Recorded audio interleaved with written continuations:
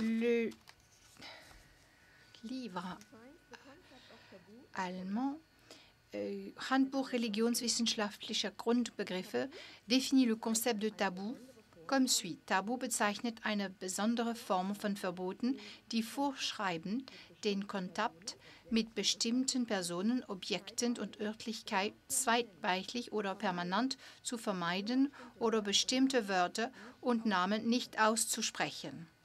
Der Verstoß gegen ein Verbot oder ein Tabu unterliegt sozialen Sanktionen oder einer scheinbar automatischen Bestrafung.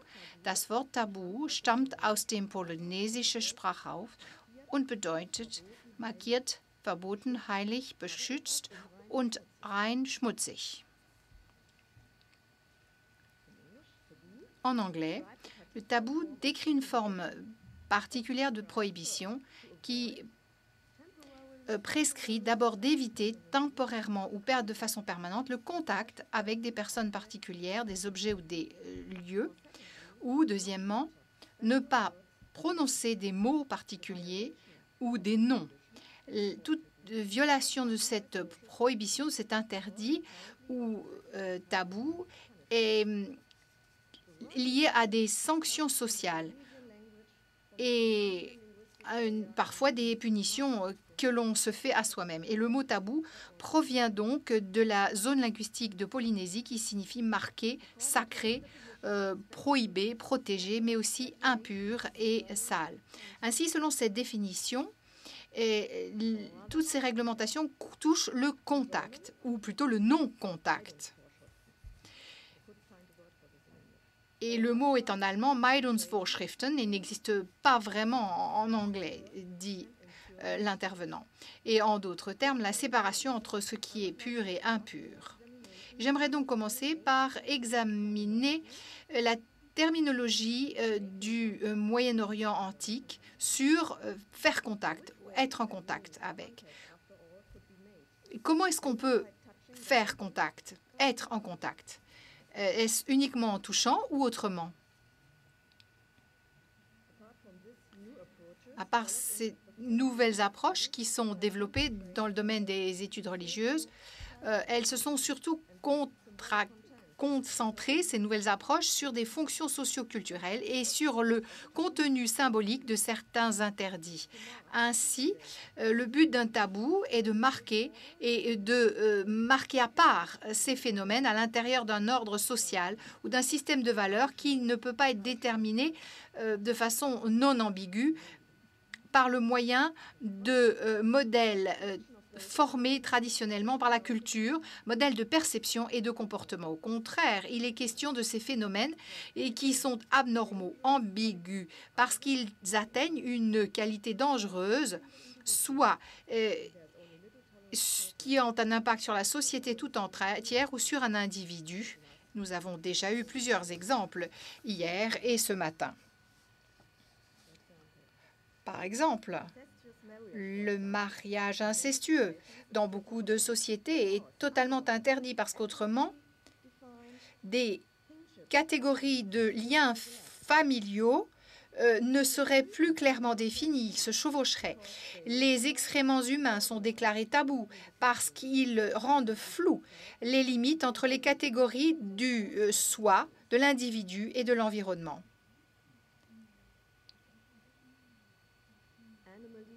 L'anomalie, l'ambiguïté sont exprimées symboliquement dans la saleté et l'impureté.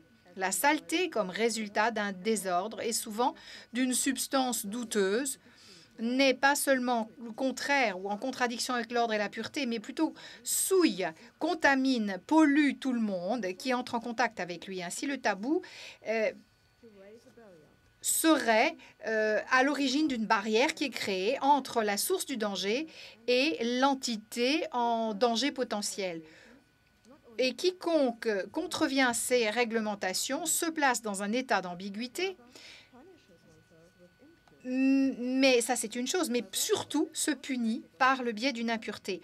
Ainsi, par cette autopunition, on a un comportement conforme de l'individu qui est le résultat Et ainsi, souvent, on voyait que les tabous étaient comparés à des impératifs moraux internalisés. Les violations étaient traitées de façon pragmatique, avec des instructions de nettoyage ou des rituels et des rites de réhabilitation.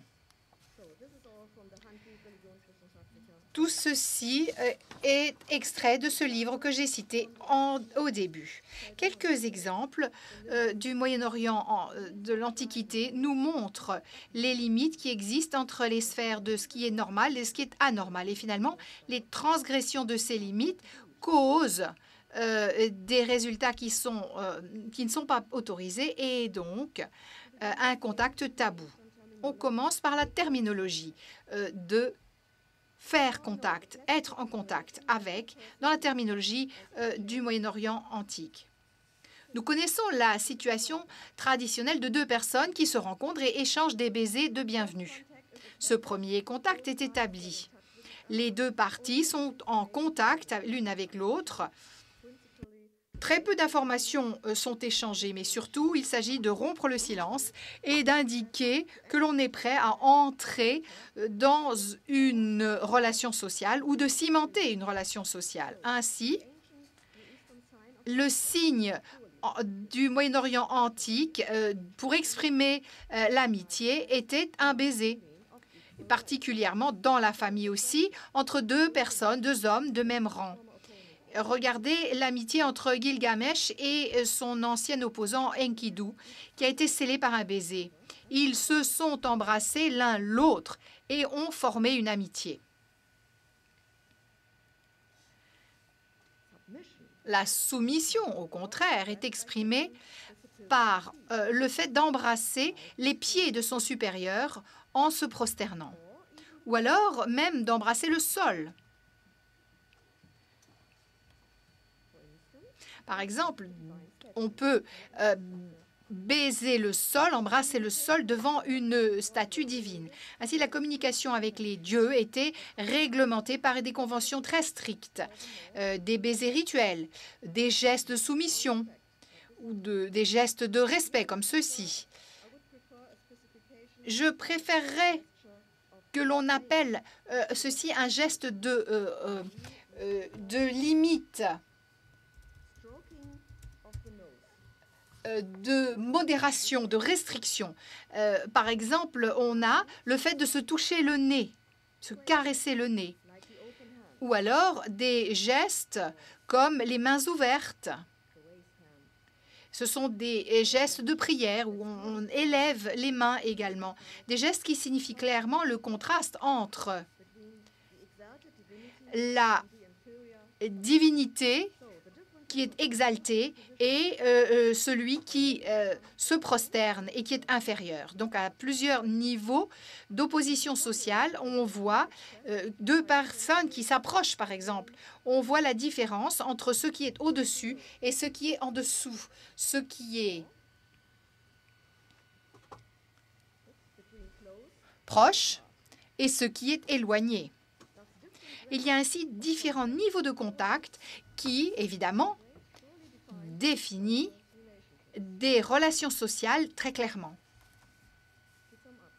Et pour résumer, le contact par le biais d'un baiser, quelles que soient les conventions liées à des contacts, était toujours la possibilité de démarrer une relation, soit entre deux personnes de même rang ou de différentes positions sociales, même entre un homme et une divinité. Ainsi, ce mode de contact, dans tous les cas, était à effectuer de façon active. Il n'y a aucune preuve acadienne d'une forme passive, être embrassé, ou simplement le mot baiser. Ainsi, cette forme de contact allait toujours d'un agent vers un receveur, ou était effectuée avec une réciprocité. En sumérien, on exprimait ceci avec un mouvement de pression. On pressait le nez, N-E, quelle que soit sa signification, sur quelqu'un, ou Ka, Kiasop, presser le sol, soit avec la bouche, soit avec le nez. En acadien, pardon, et d'autres langues sémitiques, on parlait plus du bruit du baiser, le clic bilabial. C'est-à-dire, littéralement le son tchik-tchik, le clic bilabial. Alors que l'expression sumérienne révèle clairement un contact direct entre les lèvres de l'agent et l'objet embrassé ou la personne embrassée, y compris cette entité mystérieuse qui est écrite par Nii. Les Acadiens, on a l'impression, comme pour les Français, qu'il y a ce baiser qui fait beaucoup de bruit. Cependant, il y a peut-être ce contact qui est initié de façon délibérée par la bouche et implique ainsi un échange intime. Voilà pourquoi un baiser forcé, c'est-à-dire un baiser sans accord mutuel, était moins acceptable. Comme cette jeune femme de Marie l'a dit, comme il s'était approché de moi et en présence de mon Seigneur, m'avait embrassé sur la bouche et que de colère je l'avais frappé, mon Seigneur me parla en sa faveur et me fit rougir. Mais le scénario le plus pénalisant est bien le cas d'une femme, l'épouse d'un autre homme qui est embrassée. Selon le code de loi du moyen assyrien, on savait que c'était pénalisé. Par exemple, si un homme pose la main sur une femme mariée et l'attaque comme un taureau en chaleur, et que les faits sont prouvés, démontrés contre lui et qu'il est jugé coupable, alors on lui coupera un de ses doigts. Et s'il l'embrasse, alors on le coupera sa lèvre inférieure avec une hache. Et donc on peut présumer que dans ces périodes étudiées de l'histoire, il existait des règles très clair pour des contacts corporels qui avaient été établis et en particulièrement pour tout ce qui concerne l'acte formel d'embrasser quelqu'un. Et donc, dans notre enquête, cette notion de faire contact, eh bien, il y avait aussi le sens tactile qui était inclus et on le retrouve dans le mot acadien lapatu, toucher, avec l'équivalent sumérien tag ou shutag, c'est-à-dire mettre sa main sur quelque chose. Quelques exemples suffiront à illustrer les situations de contact nombreuses qui existent et utilisées par le biais de ce verbe. Il y a le champ sémantique hétérogène que l'on retrouve dans le dictionnaire assyrien et les traductions donnent. Donc toujours apatu. L'apatu, toucher légèrement. Toucher dans un acte symbolique. Et là, de nouveau, le code d'Hammurabi.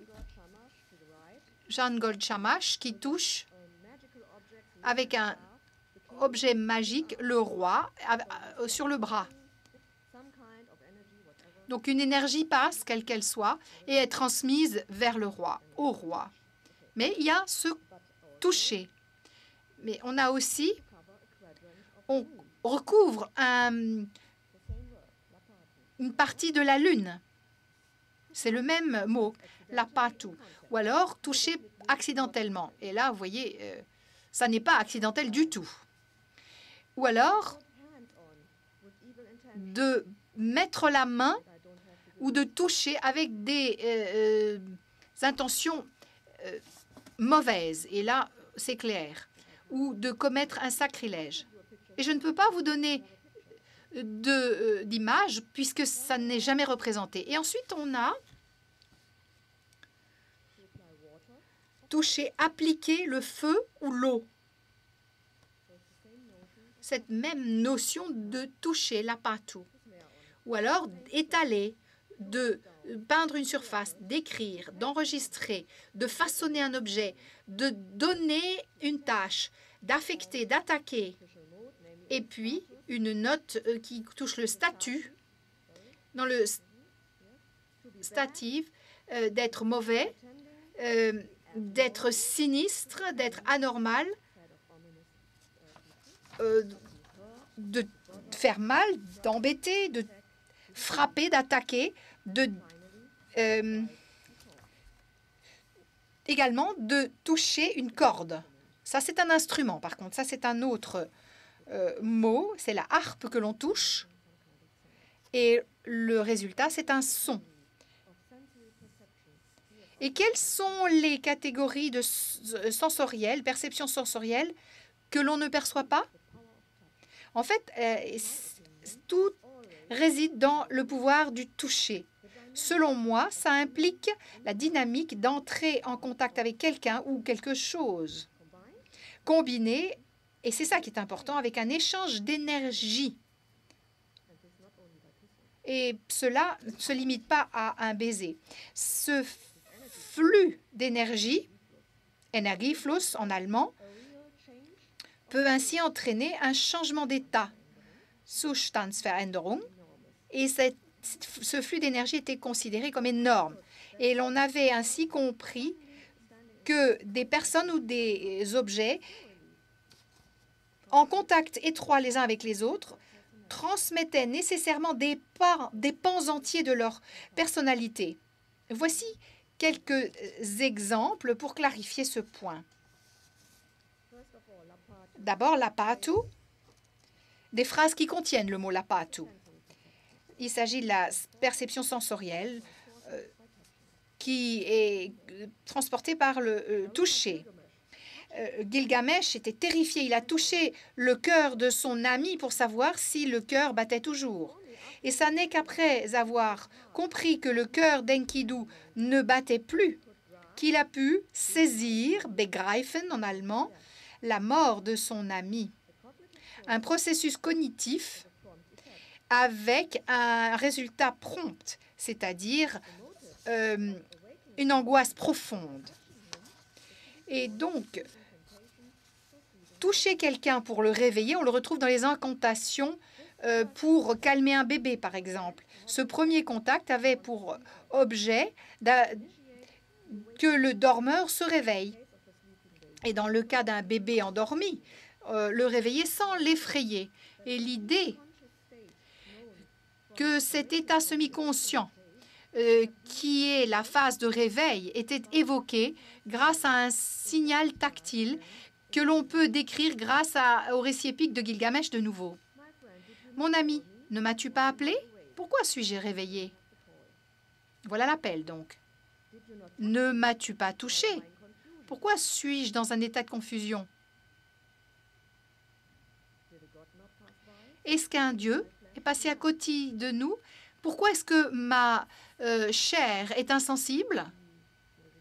On le voit de nouveau que la forme de toucher s'intensifie au fur et à mesure que l'on se réveille. Si l'on prend l'eau ou le feu, on les considérait également comme disposant de la capacité de toucher, puisque le contact avec de l'eau ou du feu avait un effet considérable sur l'entité touchée. L'eau, par exemple, transformait la terre fertile, la terre stérile en terre fertile, ou les lèvres d'un visiteur en des lèvres amies. Et l'eau avait aussi un effet très purifiant dans plusieurs rituels. Mais nous avons tous vécu l'expérience de la puissance dévastatrice du feu ou d'une chaleur oppressive. Ainsi, la nourriture était touchée par le feu. Et durant certaines périodes, comme on a entendu hier, le roi assyrien n'avait pas le droit de manger. Ce contact aurait eu un effet contaminant sur lui. De la même manière, le contact avec le sang était souvent peu acceptable, surtout dans des contextes religieux. Ainsi, dans le cadre des gestes symboliques, le fait de toucher jouait un rôle très important. Dans le milieu des Amorites, les personnes pouvaient entrer dans la fraternité du sang en se touchant l'un l'autre avec leur sang, afin de créer un lien très fort ou de lancer et d'initier une nouvelle relation. On voit de nouveau l'effet après avoir été touché. Toucher sa gorge lorsque l'on prononce un serment, napistat lapatum, lipit napistum, signifiait que l'on affirmait ce serment puisqu'il y avait un lien entre la force vitale, le pishtum, et la vérité était évoquée. Ainsi, l'effet négatif, la pénalité d'un faux témoignage, d'un parjure, devenait manifeste. Lorsque l'on touchait aussi Soctum lapatum, toucher le menton du vassal, c'était peut-être le geste de la personne qui est agenouillée et ensuite qui se relève. C'était peut-être la démonstration du bon vouloir du roi qui est prêt à accepter cette personne, qui l'autorise à pénétrer dans la sphère royale. De la même manière, les personnes étaient touchées par un bâton pour qu'ils puissent entrer dans les services civils.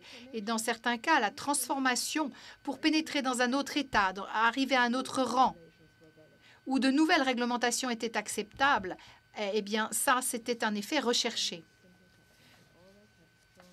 Ainsi, toucher simple a toujours un effet très fort. On est à la limite du magique. Prenez par exemple l'imposition des mains. Handauflegung, mais aussi le contact avec d'autres parties du corps joue un rôle très important dans plusieurs rites religieux et pratiques magiques. En le faisant, le roi, par exemple, peut transmettre sa propre personnalité ou son autorité propre sur le mouton qui va être sacrifié. Mais il fallait qu'il le touche. Les objets pouvaient être donnés qui contenaient une puissance, une efficacité. L'exorciste a appris à toucher la personne malade pour transférer en une deuxième étape l'énergie mauvaise au sol. Un effet similaire était obtenu en touchant un des chiens qui était associé à la déesse Gula, la déesse de la guérison. Et donc, on pouvait donner à une personne malade une petite statue qui touchait la partie souffrante du corps. Et en même temps, avec la même, ou plutôt une autre main, on touchait le chien qui était interprété comme le moyen de se débarrasser de la maladie. Mais le contact avec certains objets, lieux ou personnes était parfois interdit complètement pour empêcher tout échange indésirable d'énergie mauvaise afin de maintenir la pureté et l'intégrité. Ainsi, des tabous similaires peuvent être liés aux personnes, plutôt aux endroits saints comme les temples ou des objets de culte, des objets cultuels bien particuliers. Comment est-ce qu'un tabou fonctionnait sous forme de contact maintenant, ou de contact les différentes formes de contact exprimées par l'apatu étaient acceptables, mais d'autres étaient craintes. Être touché par ce qui est inconnu, sauf la main de Dieu, pouvait exprimer toutes sortes de maladies. C'est surtout quand on est touché par ce qui est inconnu. Alors, ainsi, il y a le regard puissant qui exprime une autre forme de contact. Regardez les preuves que l'on retrouve dans les mots utilisés, qui sont nombreux, que l'on retrouve dans la langue sumère et dans la langue akkadienne. Les termes sumères les plus courants, c'est igi, igi l'œil, avec le verbe qui varie. On a par exemple igi bon, igibad et igidou, c'est-à-dire ouvrir son œil, ou trancher l'œil, igibar, ou regarder, lancer l'œil vers, igila, igissé, igidou, tendre l'œil vers, igigal, garder l'œil sur, igignard et igigoup, placer l'œil sur, c'est-à-dire désirer, igili, lever l'œil vers, igikar, laisser son œil briller, et enfin, igishu, c'est-à-dire regarder avec les yeux grands ouverts. J'attire votre attention sur l'activité de l'œil pendant le regard. On note que l'action exprime toujours une forme d'ouverture où l'œil place le regard, donc l'œil regarde quelque chose. L'œil lui-même ou quelque chose qui émane de l'œil, qui bouge vers l'objet d'intérêt, l'objet qui nous intéresse. Et je vais maintenant vous démontrer l'aspect actif du regard. On prend l'acadien et on retrouve de nouveau un grand nombre d'expressions pour voir, pour regarder. Et parfois, il est difficile de détecter les différences entre les différents verbes. Et nous avons natalum, regarder, qui exprime, à mon avis, la perception visuelle la plus fondamentale, basique. Et puis, amarum, qui est très important, voir, dans le sens de reconnaître. Barum, voir, regarder, inspecter, et aussi dans un acte de divination ou au cours d'un rêve. Et on comprend ici la recherche qui se fait pour identifier le message divin. Et puis, dagalum, regarder, aussi voir le visage de quelqu'un qui exprime aussi l'expectative ou l'obéissance. Un autre aspect est exprimé par le verbe courant, palasum, voir, regarder ici, et en particulier de manière agressive, c'est-à-dire commencer à voir, commencer à contacter, commencer à être conscient de quelque chose. On ne le trouve dans aucune autre langue sémitique. Et enfin, subum, qui signifie voir de loin, inspecter. Donc, il y a une manière active de regarder que l'on retrouve dans les verbes sumériens. Les exemples acadiens nous montrent clairement qu'il y a un lien entre l'agent et l'objet direct qui a été pris en considération. Et ainsi, il y a une influence sur la sélection qui est faite du bon verbe. Ou alors, on peut voir ça autrement. Différents aspects de vision sont assortis à d'autres possibilités qui décrivent des relations entre l'agent et l'objet. Et tout ceci est créé grâce à cette grande variété qui existe entre celui qui regarde et celui qui est regardé, ou ce qui est regardé. L'œil et surtout la vue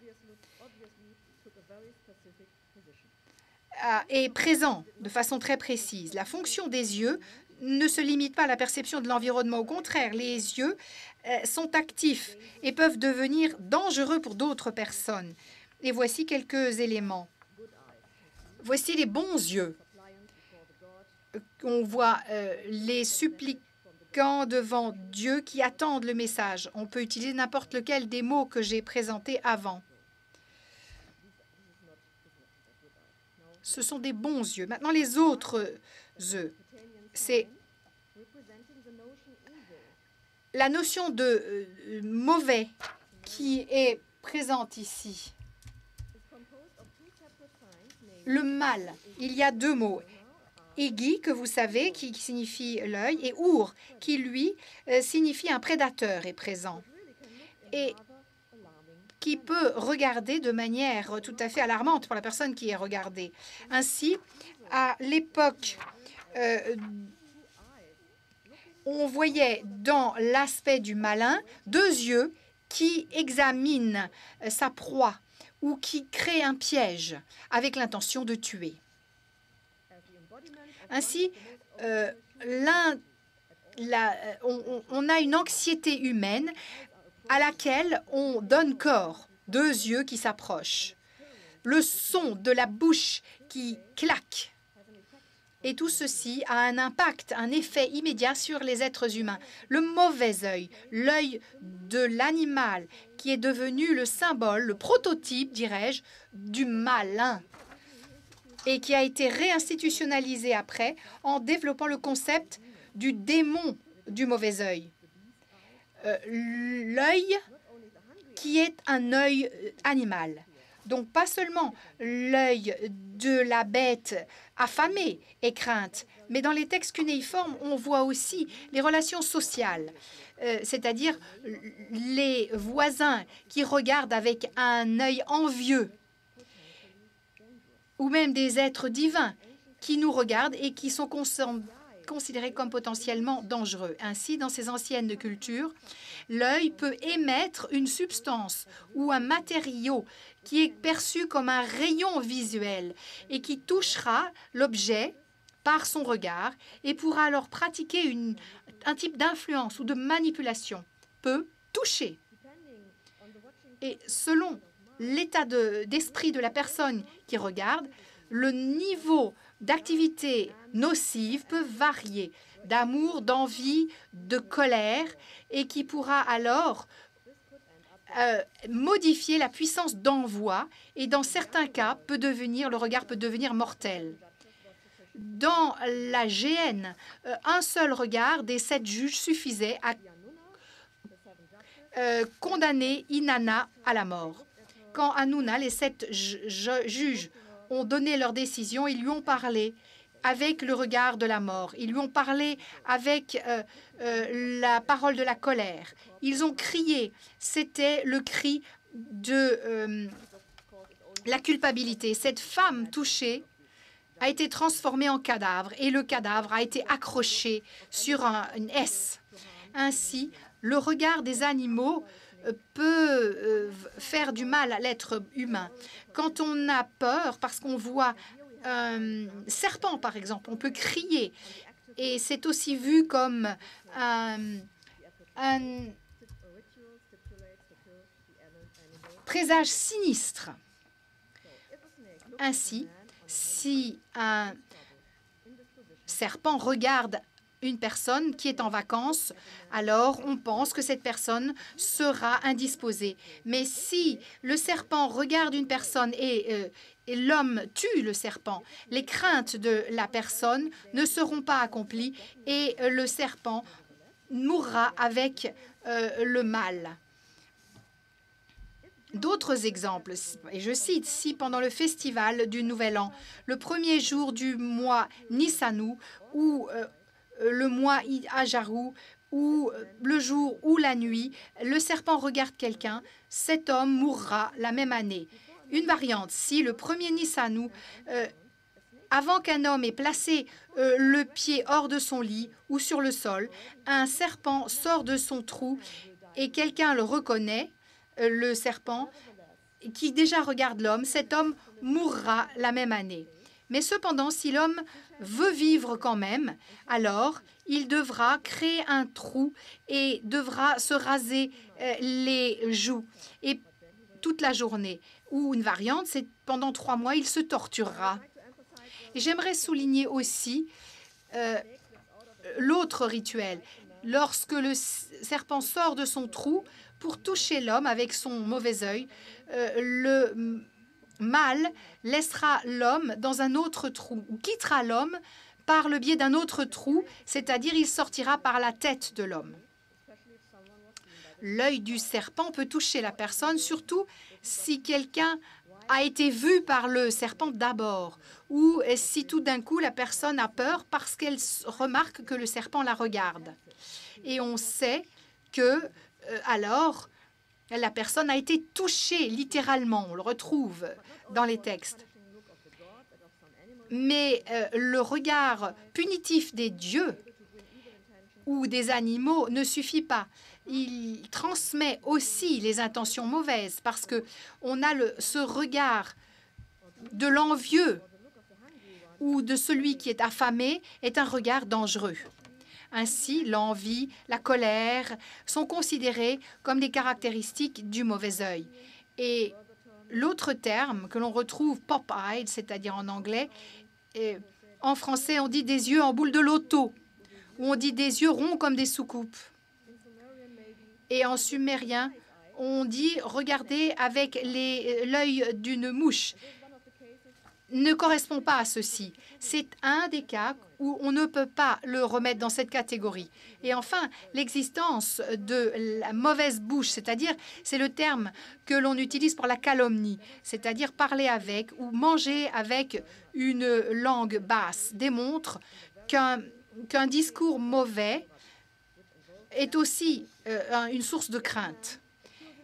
Et on prend le code d'Hammurabi. Si un homme accuse un autre homme et l'accuse d'homicide, mais sans preuve, alors l'accusateur sera tué. Ainsi, maintenant, on va arriver à des conclusions. Dans la terminologie, on trouve les mots de faire contact et qui sont dans plusieurs catégories de perception sensorielle. Ainsi, les termes akkadiens et sumériens n'étaient pas à sens unique. Et ça n'était pas une perception passive, mais il y avait toutes sortes de possibilités pour vivre l'environnement et simultanément avoir un impact sur son environnement en intégrant et en faisant agir les organes des sens. La conception mésopotamienne et son interprétation de regarder et de toucher sont dans une perception sensorielle avec émission effective immanente, à mon avis. Et lorsque l'on prend cette classification comme fondement pour exprimer le monde antique de l'époque, on comprend mieux pourquoi les dieux mésopotamiens et les bâtiments sacrés et les objets sacrés étaient toujours remplis de lumière. Ils avaient cette aura, ce charisme. Pourquoi? Parce que les rayons divins étaient puissants et contenaient beaucoup de la puissance visuelle, cette énergie qui les transforme en quelque chose de saint, les rend brillants. Et je vais vous montrer maintenant cette statuette à nouveau. Je vous ai dit qu'il s'appelle « se toucher le nez avec quelque chose ». Et je pense que j'ai une autre option qui me permet d'interpréter ce geste. Parce qu'après tout, moi, je dirais que cette personne est devant Dieu en supplique et dit que tout ce qui sort du visage de cette personne, la vision, ce qui sort du nez, de la bouche, tout est là. Donc, en fait, il ne touche pas la bouche, mais garde l'énergie. Et Geshu Nal, la Banu ici, ne signifie pas toucher, mais former. Former des briques. Donc, il forme les émissions qui sortent de son visage pour empêcher que le divin qui est devant lui soit touché par ces émissions. Et on peut comprendre que Amma, la racine, qui est l'expression akkadienne de l'acte de voir, a une autre signification que comme dans d'autres dialectes, l'hébreu, araméen, l'arabique, c'est-à-dire, pourrait signifier parler, donner un ordre ou révéler. Il y a donc un glissement qui passe de la perception visuelle de l'entité vers une communication explicite d'une entité sous forme orale. Les deux verbes, voir et parler, avaient quelque chose en commun. Et moi, j'aimerais suggérer que le lien est exprimé par l'efficacité de voir ou de parler respectivement. Nous savons maintenant que c'est l'effet, l'impact. Je parle beaucoup, où on voit trop fortement. Et tout ceci est très important lorsque l'on parle de contact et de tabou et de rupture de tabou, parce qu'il faut comprendre le monde de l'Antiquité, entrer en contact avec les uns et les autres. Et donc, merci beaucoup de votre patience. Et je suis désolée car j'ai parlé un peu trop longtemps.